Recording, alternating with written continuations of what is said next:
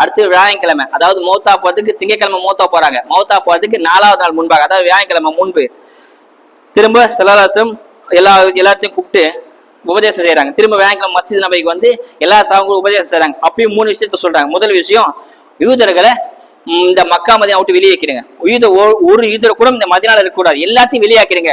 எல்லாமே ஏன்னு சொன்னா ஸல்லல்லாஹு அப்பவே தெரிஞ்சு இவங்க ஃபுல்லா கேன்சர் நோய் மாதிரி ஃபுல்லா அரிப்பு இருப்பான்னு, ரொம்ப துரோகிகள் இவங்க எல்லாம். ஒருத்தரை கூட அரபு நாட்டில் வச்சிடாது, இங்க எல்லாத்தையும் வெளியாக்க சொன்னாங்க. எல்லா யூதரும் அந்த வெளியில போயிட்டாங்க. இது முதல் விஷயம். ரெண்டாவது, யாராவது உங்க நாட்டுக்கு தூதரை வந்தா அந்த தூதரை நீங்க கண்ணியப்படுத்துங்க, அவருக்குரிய மரியாதை செய்யுங்க. மூன்றாவது, ரோம் நாட்டை எதிர்த்து நான் ஒரு படை அமைச்சிருக்கேன். அதாவது பைத்துல் முகத்தஸை கைப்பற்றதுக்காக வேண்டி நான் ஒரு படையை உசாமாவோட தலைமையில 16 வயசு வாலிபன தலையில நான் ரோம் படையை அமைச்சிருக்கேன், அந்த படையை பாத்துங்க என்பதாக இந்த 3 உபதேச ஸல்லல்லாஹு செய்யறாங்க. கிட்டத்தட்ட அந்த பைத்துல் முகத்தஸுக்கும் அந்த படைக்கும் 5 கிலோமீட்டர் தூரத்தில் நின்றுட்டாங்க. அந்த ரோம அதாவது அந்த பாரசீகத்தை பைத்துல் முகத்தஸ் கைப்பற்றதுக்காக வேண்டி ஸல்லல்லாஹு ஒரு படை அனுப்புறாங்க. 30,000 பேர் கொண்ட சஹாபாக்கள் படை அனுப்புறாங்க.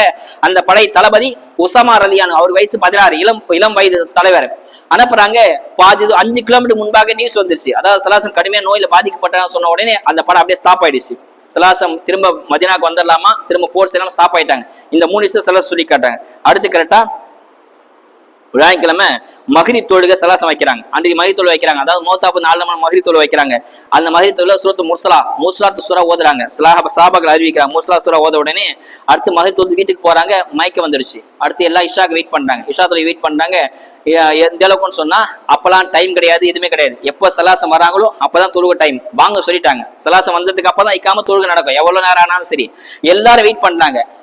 ஸல்லல்லாஹு வரைக்கும் வெயிட் பண்றாங்க. ஸ்கிரீனுக்கு முன்னால பிலால் வந்து அஸ்ஸலா அஸ்ஸலா அஸ்ஸலா அப்படின்றாங்க. நாஹிமே தொழுகைக்கு டைம் ஆயிடுச்சு சொல்றாங்க.